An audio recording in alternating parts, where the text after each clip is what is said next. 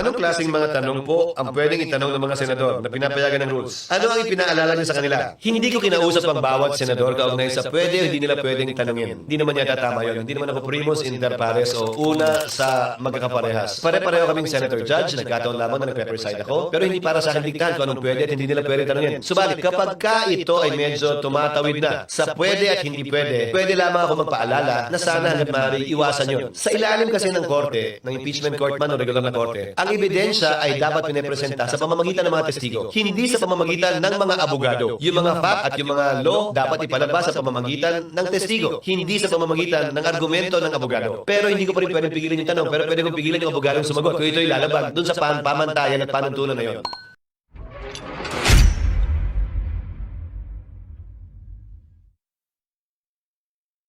Na sa pamamagitan ng podcast ito gawin dahil ayon sa Rule 18 ng aming Rules on Impeachment, hindi maaaring magsalita ang presiding officer o sino mang senator judge, kabilang na ang mga abogado ng prosecutor, ang mga abogado ng respondent at ang respondent kaugnay sa merits ng kasong ito. Sa pamamagitan ng podcast, mas matitiyak namin na buong ingat namin hindi lalabagin ang provision na yan ng aming rules. Kung kaya ito ang paraan para masagot namin yung mga katanungang hindi lalabag sa Rule 18 ng aming impeachment rules. Senator, kwento nyo kung paano kayo naging presiding officer. Ito. Paano daw siya naging presiding officer, mga kababayan? Kasi nagiging debate to sa mga DDS di ba? Nung una, labs nila si Chis Escudero, mga kababayan, netong mga DDS. Lately, ayaw na nila kay Chis Escudero. Alam nyo, minsan talaga itong mga DDS, hindi mo maintindihan ng utak no? Sala sa init, sala sa lamig di ba? Kapag hindi nila kakampi, kalaban nila, talaga namang babanata nila. Di ba? Nung una, hindi kasama tama ba ako? Kasama si Cheese sa flood control. Tapos nawala. Tapos kasama na uli. Parang si Loren Legarda, di ba?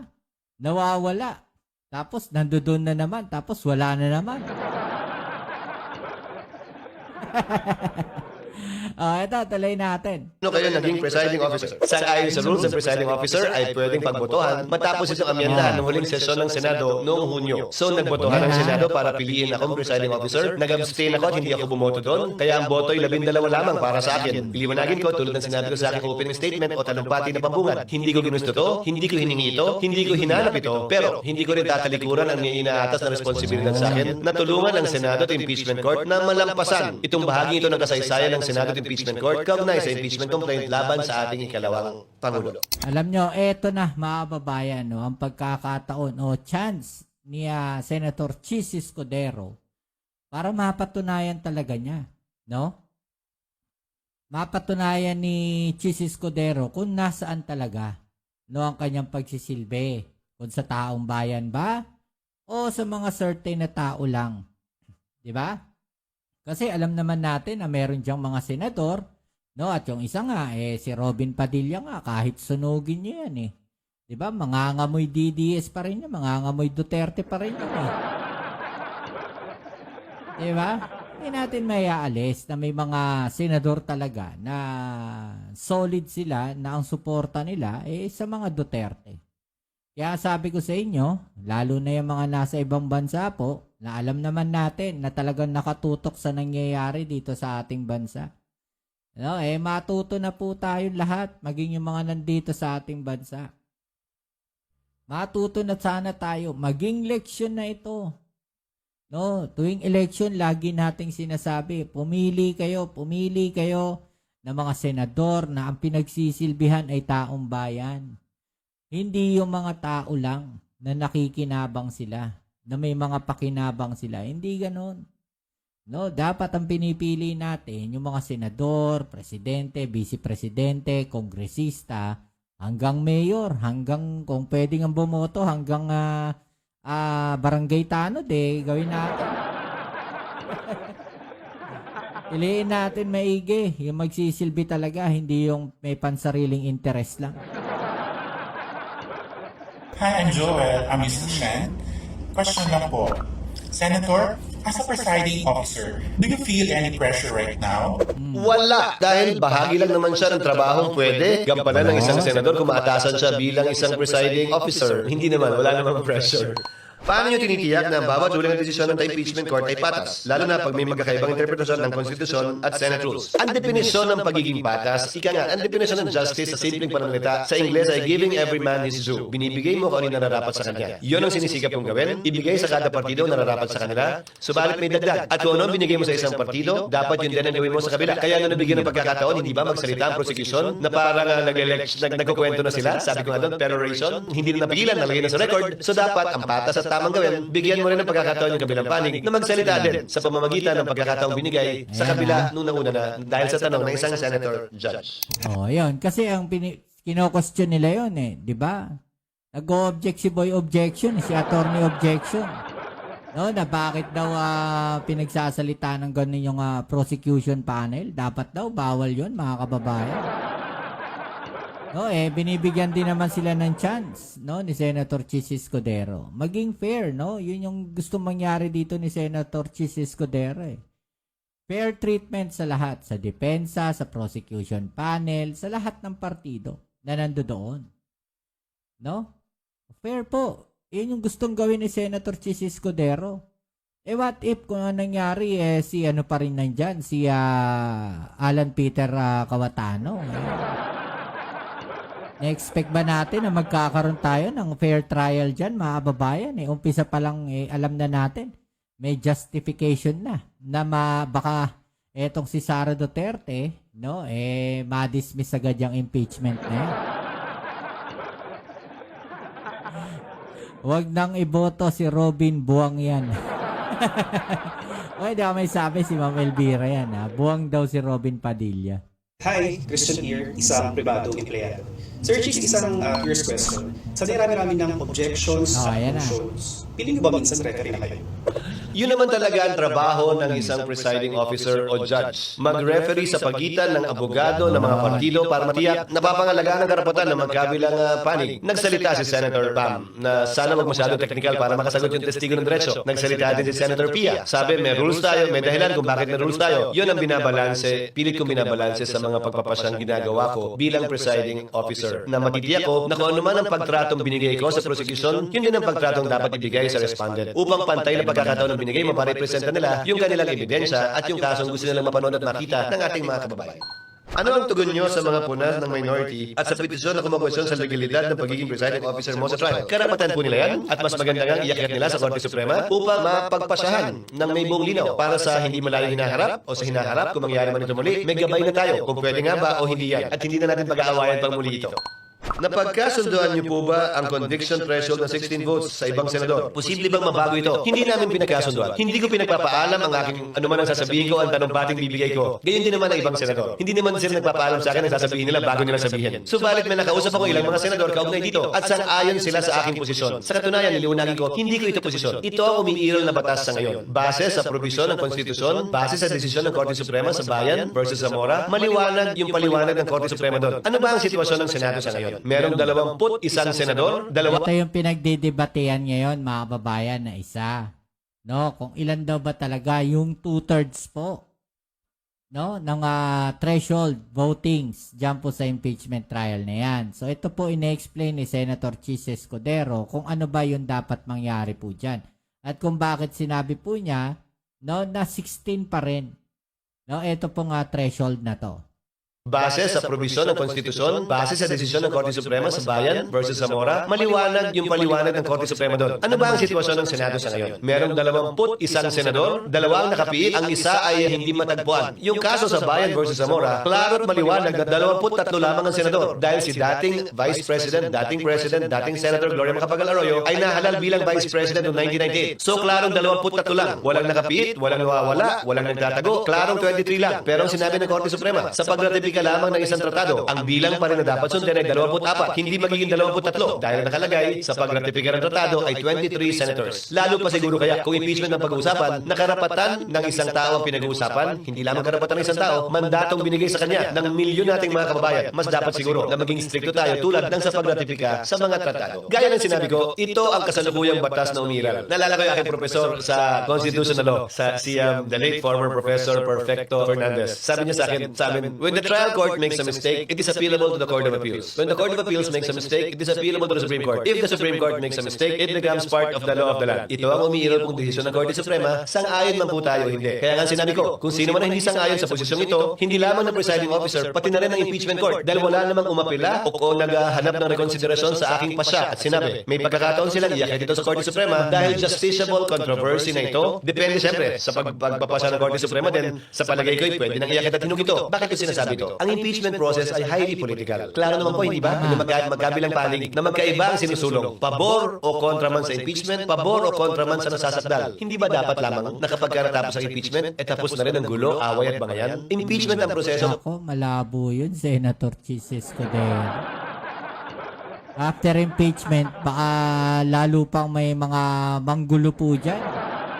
Hindi matatapos yan. No, kasi ikaw na nga nagsabi, sa'yo na nga nanggaling, na highly political po ang impeachment. No, at kung ano man ang kalalabasan ng impeachment trial na yan, mga babayan, sigurado po. No, na baka dalawang klase lang yan. Manahimik po ang mga kampo or may mga manggugulo po. Tandaan po natin, mga babayan, mahaba-haba po itong impeachment trial. At kagaya po ng babala ko noon, bago po nag-umpisa tong impeachment trial, 'di ba? Magkakaroon po ng isang gulo at yun na nga, nagkaroon ng rally sa EDSA. O eto uli, no? Meron na naman tayong premonition. Premonition ba tawag doon? Ano ba tawag natin diyan? Analysis. Bago po matapos itong impeachment trial na to, mga babayan, isang damakmak po na hakbang ang gagawin nitong mga DDS na to. No? Bago matapos at habang ongoing po ang impeachment trial, susubukan po nila ng maraming beses, no, na ang Pangulong Bongbong Marcos ay patatalsikin sa pwesto. Handaan nyo po yan, ha? Sinabi ko po yan. No, analysis lang po natin yan. Premonition ba? Premonition. Kasi hindi talaga titigil to mga puwersa na to, mga babayan, hanggat hindi napapatalsik si Pangulong Bongbong Marcos. At yun lamang yung paraan para makuha nila ang posisyon. Kailangan nilang patalsikin si Pangulong Bongbong Marcos, di ba? Para makuha nila yung posisyon. Ano ba mangyayari pag napatalsik nila ang Pangulong Bongbong Marcos? Di ba? Simple lang naman. No? Si Sara, yung iuupo nila. Papayag ba kayo na si Sara Duterte ang iuupo nilang presidente? Kayo, payag ba kayo mga kababayan? Iuupo nila si Sara, ipapalit sa Pangulong Bongbong Marcos? Kapag ganun po ang nangyari, no, kitang-kita talaga. No? Kitang-kita yung motibo. Ang motibo ay pagtakpan, no, ito pong impeachment na to ay pigilan, no, para hindi mahalungkat. No, ito pong mga nangyayari na korupsyon, no, na ginawa nila. 'Di ba? Gusto nila ng transparency, gusto nila ng accountability. Bakit? Yun nga yung lagi ko sinasabi. Bakit nila pinipigilan ang impeachment trial? Gusto nyo pala ng accountability eh. Gusto nyo pala ng Gusto nyo pala ng transparency. Bakit yung impeachment pinipigilan ninyo? Kasama to sa proseso ng accountability and transparency. Di ba? Sabi nga natin, eto na yung chance ni Sara para linisin yung pangalan niya. Bakit hindi niya pigilan itong mga tao na to? No, na nagrarally. Bakit hindi niya pigilan yung mga tao na pumipigil sa impeachment na yan? Bakit hindi niya pigilan? Yeah, minsan mapapaisip na lang tayo na gano'n eh. Anong meron? Di ba? Bakit tinahayaan niya ni Sara Duterte yung mga tao na yan? Dahil ba gusto niyang maupo na siya sa pwesto? Di ba? para tumuldok dito sa prosesong ito. Ang pangit naman at ang lungkot, kung matapos namin magdesisyon na may 14 o 15 boto, doon pa lamang mag-aaway-away uli. Ay convicted, ay acquitted, dahil magkaiba sila ng pananaw. Sana kung sakasakali, mapagpasyahan ito ng Korte Suprema kung may aakyat man sa Korte Suprema, bago pa man magkaroon ng pinal na kapasyahan ng Senado. Para hindi na tayo magsimula muli sa pinagsimula natin na may gulo, may away, at may bangayan. Sana ito impeachment process, sino man naman manalo, sino man naman maging tuldok na, kaugnay sa bangayan, away, hindi pagkakaunawaan, at mga akusasyon laban kanino man, upang ito'y mapaliwanag, mabigyang linaw, at makita rin ng ating mga kababayan. Hi, Sen! I'm Chelsea and I'm a student. Curious lang po ako, mainit po ba yung suot niyo na robe? Actually, mainit doon. Pinalakasan ko yung aircon ilang beses na dahil makapal yung robe na nakuha. Itong impeachment robe na ito, binili pa ito para sa nakarang impeachment ng 2025. Senate President pa ako nung in-order namin yung mga robe na yan. Konting dagdag na lang para dun sa mga bagong senador na pumasok ng 2025 na hindi bahagi ng nakarang kongreso ang binili ng Senado para sa mga impeachment senator judges. Anong klaseng mga tanong po ang pwedeng itanong ng mga senador na pinapayagan ng rules? Ano ang ipinaalala niyo sa kanila? Hindi ko kinausap ang bawat senador kaugnay sa pwede o hindi nila pwedeng tanongin. Hindi naman yata tama yun. Hindi naman ako primus inter pares o una sa magkakaparehas. Pare-pareho kaming senator judge, nagkataon lamang na nag-preside ako, pero hindi para sa akin diktahan kung anong pwede at hindi nila pwedeng tanongin. Subalit, kapag ka ito ay medyo tumatawid na sa pwede at hindi pwede, pwede lamang ako magpaalala na sana hanggat maaari iwasan yun. Sa ilalim kasi ng korte, ng impeachment court man o regular na korte, ang ebidensya ay dapat pinapresenta sa pamamagitan ng mga testigo, hindi sa pamamagitan ng mga abogado. Yung mga fact at yung mga law dapat ipalabas sa pamamagitan ng testigo, hindi sa pamamagitan ng argumento ng abogado. Pero hindi ko pa rin pwedeng pigilan yung tanong, pero pwede kong pigilan yung abogadong sumagot kung ito'y lalabag dun sa pamantayan at panuntunan na yun. Sa mga nagdaang impeachment trials, nagkaroon din ba ng limitasyon ng demarcation sa pagtatanong ng senator judges? Kung maalala ko, meron din. Pero hindi pinigilan yung mga senador talaga, pinaalalahanan lamang sila. Dahil may buong laya ang bawat senator judge. Tulad lamang ng presiding officer na may buong laya magtanong na ipukol kung ano man ang katanungan nila sa abogado man o sa testigo. Pantay-pantay po lamang kami at tigi-tigi sa kaming boto pagdating sa pagpapasya kung i-convict o i-acquit ang nasasakdal. Pagpapaalala lamang po ang pwede kong gawin at hindi pagbabawal sa tanong na pwedeng ipukol ng sinumang senator judge. Hi, hello po. I'm Dan. I'm a student. And ganaan ako pagmahintana. Kaya iniingon naman si Senator Pia na sige siya, na nisutunak daw siya sa gigtan na sa screen. So, ang pangutana is if na by monitor. By Monday, dapat nakalagay na ng monitors sa ibaba ng lamesa ng mga prosecution at saka respondent. Kumbaga nandito, para makita ng mga nakaupo sa first row. Alalahanin ninyo, ang Senado nakaharap lahat yan sa rostrum o sa podium. Kaya yung mga TV, nakaharap lahat ng paganon sa prosecution at saka sa respondent. Dahil binaliktad namin yung arrangement, nakaharap sila sa testigo at sa counsel for prosecutors and respondents, yung mga TV hindi na akma sa kanila, na nakatutok talaga sa kanila.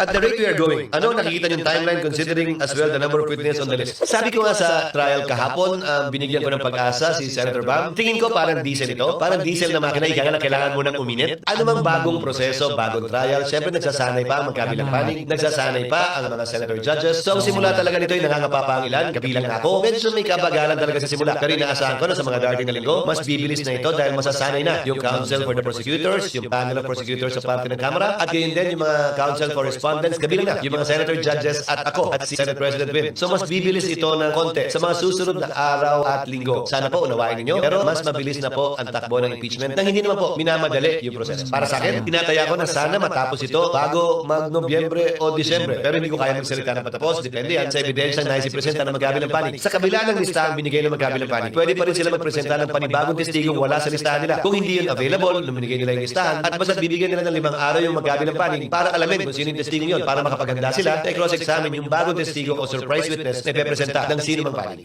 Alam nyo, kagaya yung sinasabi dito ni Senator Cheese, no, na pabibilisin yung proseso ng impeachment. I doubt na bibilis ang proseso ng impeachment. No, actually, ang nakikita ko diyan, pababagalin pa nga po 'yan ng depensa. Bakit po pababagalin ng depensa 'yan? Eh di ba sanay nga sila no sa delaying tactics. No, pababagalin nila yung impeachment trial na yan, mga babayan, para yung pong ibang mga testigo na ilalabas nila ay baka hindi na po mailabas. Kasi tandaan natin, meron pong duration lang. 'Di ba? May specific time na napagkasunduan. At sana kung may extend yun, edi okay lang. Diba? Pero kung yun po yung susundin, mga kababayan, yung duration na yun, baka sagarin po yan ng depensa. At isa po yan sa gagawin nila, no, na nakikita natin, na posible. patagalin po yung impeachment, pabagalin hanggat maaari, no, pigilan nila na mailabas pa yung ibang mga testigo. Matatandaan natin, ang napag-usapan po is isang testigo, isang araw. So kung nakikita po natin, medyo bumagal po yung proseso ngayon, no? Halos 2 araw po, no, sa isang testigo lang. 'Di ba? So, posible po na ganun ang mangyari diyan. No, na pabagalin nila yung impeachment trial para yung mga testigo po ng prosecution hindi po mailabas lahat. Marami po silang testigo, I think nasa 50 mahigit. 'Di ba? Shoutouts po Yolanda Ramirez and Fe Apolinario. Magandang gabi po sa inyo. Palike na lang po ng ating video sa mga bago pa lang po dyan. Tuloy natin. Hi, I'm Nico, an accountant. Tanong ko lang, Sen. Pag umahaba ba ang session, nagpapapopcorn? Bawal kumain sa plenaryo. Sa katunayan, bawal din nga daw ang tubig nung nagdaang impeachment. Dahil baka Ako, bawal daw kumain sa plenaryo, mga babayan. Paano po yung yung catering nila Sara Duterte? Catering at saka raw no? Ano yun? Refrigerator to. Imagine ninyo yun. Uy, sa Lunes baka mga babayan, no? Marami raw pong kikiligin sa Lunes. Zenia Andres, magandang gabi po sa'yo. No? Hindi maraming hindi maraming mag-aabang sa Lunes dahil sa impeachment, no? Tsaka sa Tuesday. Kasi hindi pa alam kung kailan lalabas si Zulaika Lopez. No? Pero marami pong kikiligin. Grabe to no? Yung mga pinag-uusapan ngayon sa social media. Kasi nga naman, no? Nung nakakulong si Zulaika Lopez, hindi siya iniwanan ni Sara Duterte. No? BFF daw, mga kababayan. BFF ba? Ni Sara, sabi nung iba, GFF daw GFF daw ni Sara, si Zulaika Lopez. Ayun talaga, mga atribida kayo no? Chismoso. Chismoso. Hindi nga, sabi nga, no, marami raw kikiligin pag lumabas daw po si Zulaika Lopez dahil baka sa wakas darating po si Sara Duterte, mga kababayan. I Miss Kruger, medyo mahiyain po ako Kaya nakatakip po yung mukha ko. Ayoko pong nahihiya po kasi ako. Shy type po ako, shy type. Tuloy natin. Anyway, maraming salamat po sa iyong pagpasyal. I Miss Kruger, no? bato gamit yung mga bote. Nagbigay kami ng tubig ng may bung... Delikado yun. Pagka mga bote yun nandun, baka magkagulo magbatuan ng bote. Ang galing nyo, Senator Cheese. Ano na lang, plastic na lang. Mahirap po yan.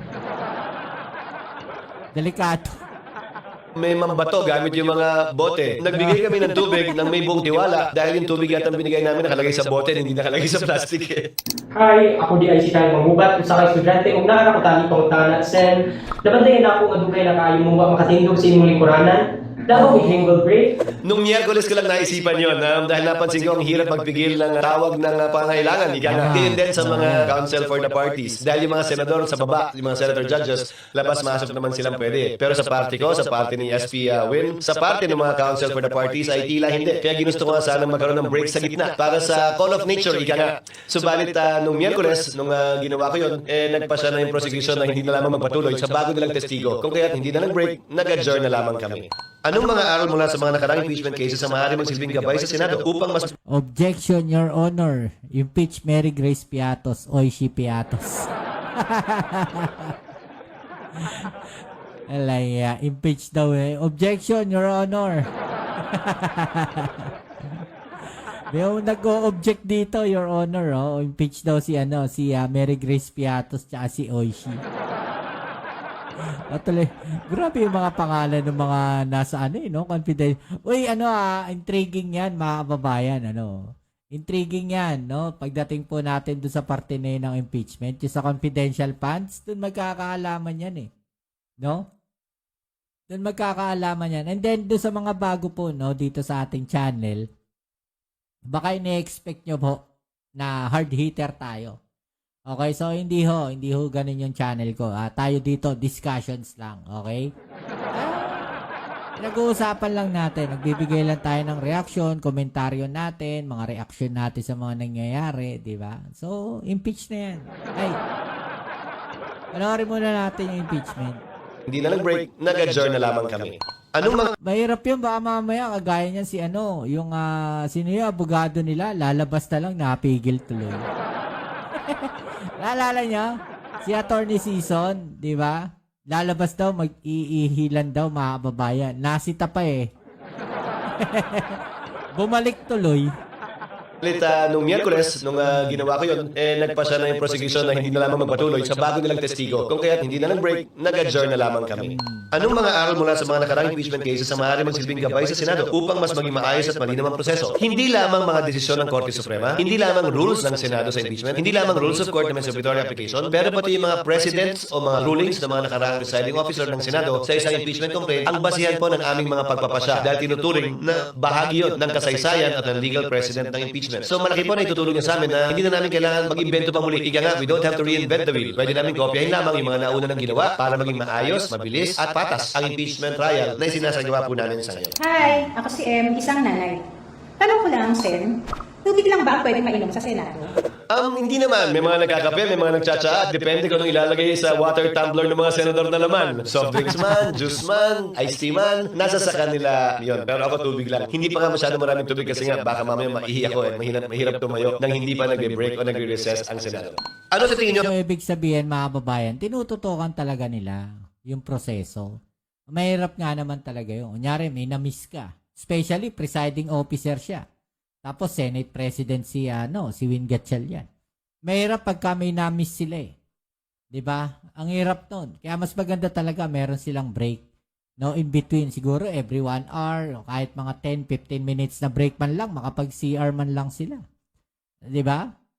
Yung pinakamalaking hamon bilang presiding officer ng impeachment trial. Siguro na mapanatili, orderly, mapayapa, at maayos yung proceedings dahil tinitiyak ko, darating yung panahon na magkakainitan ng magkabilang panig. Darating ang panahon, hindi lamang initan, hindi pagkakaunawaan ang ilan sa mga senator judges tulad lamang ng mga ordinaryong sesyon namin sa Senado at mga nagdaang impeachment cases. Nagkaroon pa nga ng walkout yung isang dating impeachment kung maalala po ninyo sa ating kasaysayan. Susubukan po namin iwasan yon at yun ang Kaya ata yun, kundi ako nagkakamali kay Erap Estrada, yung nagkaroon ng walkout. na kinaharap siguro, hindi lamang ko bilang presiding officer, pero ng bawat senator judge. Dahil tulad ng sinabi ko, hindi naman po ako primus inter pares o una sa mga magkakapantay. Pare-pareho lamang po kaming senator judges. At ang hamon sa amin ay tiyakin na itong proseso nito ay matatapos ng maayos, matiwasay, at hindi lamang magiging parehas, pero mukhang parehas. We should not only be impartial, but we should also give the impression and appearance that it is impartial. Hindi po maaaring impartial lang. Dapat mukha at totoong impartial ang impeachment court. Diba? Dapat fair talaga. Pero kung sila Cayetano nandyan, sa tingin ninyo, magiging fair trial yan. Kaya alam naman natin na may pinapanigan yung mga yan, di ba? Di ba, mga babayan? Nag-walkout, objection. Objection daw, Your Honor. Bawal daw mag-walkout. Pag may nag-walkout, biglang objection. Wala nakaraan, may nagtatanong, parang nakita ko. Sa comment section, hindi ko lang matandaan kung kailan yun. May nagtanong, ilang taon na raw ako. No, ito, para may idea lang kayo. No, inabot ko po, pangatlong na to, impeachment trial.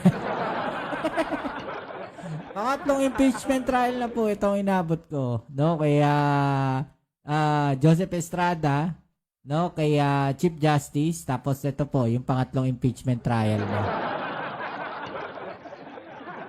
Ano pagsasabayan ng Senado ang impeachment trial at ang regular legislative work pagkatapos ng SONA? May posibilidad bang baguhin ang schedule at may mga mungkahi ba kayong adjustments? Hindi ko po desisyon yan. Desisyon po yan ni Senate President Win Gatchalian. Dahil hindi na po saklaw yan ng pwedeng gapan ng tungkulin ng presiding officer ng impeachment. Pero pinanukala ko na po sa kanila. Ikonsidera na gawing umaga impeachment trial 9 o 10 o'clock man hanggang 2 o'clock ng hapon o 4-5 oras at ang sesyon ay 3 o'clock o alas 4 hanggang matapos na kami. Bakit? Dahil papasok na rin ang panukalang budget para sa taong 2027. Kailangan mag-conduct ng hearings hearings ng Senado. So habang wala pang ginagawa sa plenaryo, pwedeng suspindihin ang sesyon, suspindihin ang rules para makapag-hearing yung ilang mga komite kaugnay ng budget o kaugnay ng ibang panukalang batas habang nagsesesyon ng Senado. Kung mga talumpati lang naman ang i-deliver at wala namang botohan na mangyayari. Pangalawa, mababakante nito ang buong araw ng Webes. So Monday to Wednesday lang po yun, tulad ngayon, para sa mga hearing din na kailangan isagawa ng iba't ibang komite. Dahil impeachment ay isa lamang po sa mga trabaho ng Senado at patuloy pa rin yung trabaho po namin bilang mga senador na pag-usapan, pagbotohan at magpasa ng mga makakabuluhang panukalang batas na makakatulong sa ating mga kababayan. Kabilang na po yung taunang budget na pinakamahalagang batas na dapat ipasa ng Kongreso kada taon. Pero hindi ko po decision yan. Suggestion lang yan.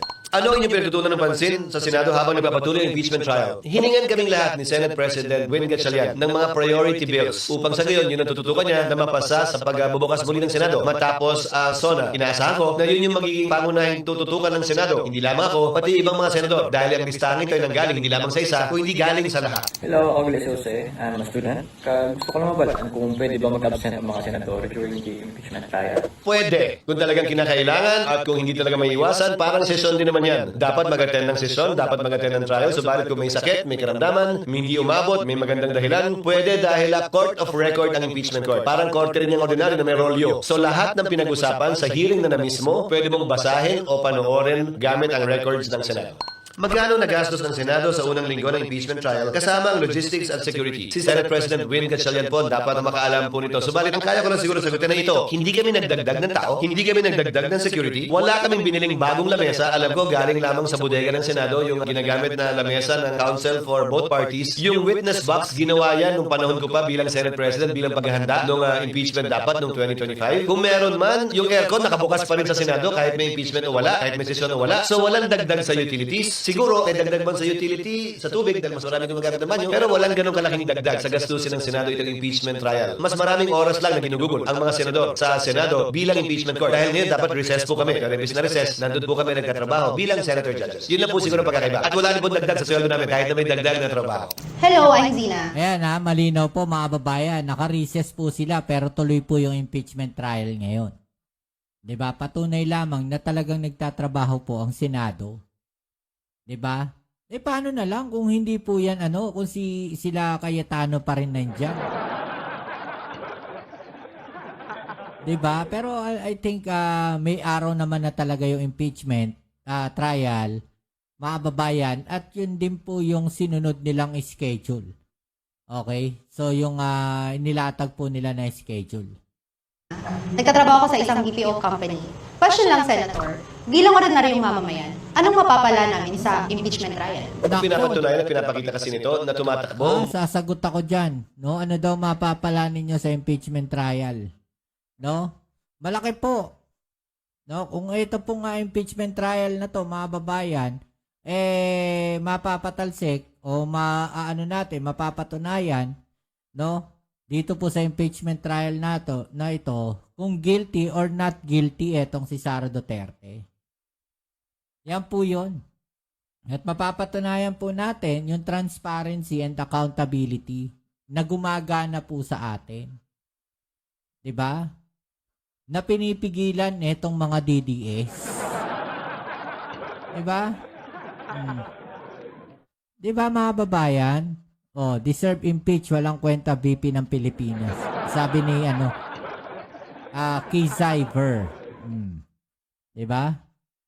Umuubra yung demokrasya natin sa ating bansa na sa dulo magbebenepisyo dapat ang bawat Pilipino. Dahil sino ba naman ang gustong manirahan o mabuhay sa isang bansang may diktadurya? Buhay ang demokrasya sa ating bansa. At ito ang pinapakita at pinapatunayan natin sa pamamagitan ng prosesong ito. Yun marahil ang pinaka pwedeng maibigay ng prosesong ito sa ating mga kababayan. Ano ang mensahe niyo sa publiko na umaasa magiging maayos at makatarungan ang buong proseso? Sa abot po na aking makakaya, bilang presiding officer, bilang isang senator judge, isa sa 24, sisikapin ko po palagi na maging maayos, patas, parehas, at magagawad ng katarungan ito sa lahat ng partido sa kasong ito, prosecution man o respondent man. At natatapusin namin ito at hindi iwanang bitin. Dapat lamang po, kung ano man ang sinimulan, ay dapat tapusin. At sana, ito nga binaligat namin proseso ito ng impeachment ay tunay na tapusin ng Senado bilang impeachment court, hindi mabitin. Kung ano man ang konklusyon, sino man mapaboran nito, sino man masaktan. Sana tanggapin na magabi ng panig, unawain at maunawaan dahil ginagampanan lamang po ng Senado ang aming trabaho nang walang dapat kinikilingan ng bawat isa sa amin. Maraming salamat po sa lahat ng... Malabo po yung sinasabi ni Senator Chis Escudero. No, doon ako hindi pumabor sa kanya. Now, honestly, mga babayan, salbahe si BP Sara. Duterte, may kapansanan sa utak. Sabi po ni Pepe Sasi, ha? Hindi po ako may sabi nun. Sabi ni Pepe Sasi, 5474, salbahe si BP Sara, Duterte, may kapansanan sa utak. Hindi, honestly, no? Maniniwala ba kayo na matatahimik na tayo once natapos yung impeachment trial na yan at may verdict na? No? Paano kung nangyari, mga babayan? Guilty si Sara Duterte. Sa tingin niyo mananahimik yung mga kampon ni Sara? Sa tingin niyo hindi mag-aal sa balutan yung mga yan? Ngayon pa nga lang, wala pa impeachment trial, kaliwat kanan na yung mga nagwawala. Diba? Malabo po yun. Kaya nga sinasabi ko sa inyo, no, bago po matapos itong impeachment trial na to, at habang ongoing po ang impeachment trial, mga babayan, asahan po natin na magulo po ang bansa. Magulo po ang Pilipinas. Dahil po, no, doon sa mga tao na pinipigilan po ang impeachment trial. Diba? Sila yung sigaw ng sigaw, accountability, transparency, diba? Panagutin yung mga involved sa corruption. Ito may involvement na corruption eh. Si Sara Duterte. May mga ebidensya. Kaya nga may impeachment trial ngayon. Bakit pinipigilan ninyo? Yun yung tanong natin eh. Bakit pinipigilan ninyo ang impeachment trial ni Sara Duterte kung gusto ninyong may managot sa mga korupsyon? Diba? Nagiging selective kayo. Ang gusto ninyo, kung sino lang yung gusto nyong idawit sa korupsyon, yun lang yung papanigan. Hindi ganun. Selective justice yun. Diba? Pagdating kay Sara Duterte, hindi pwede. Pagdating sa pamilya Duterte, hindi pwede. Naimbestigahan? Ganun ba yun?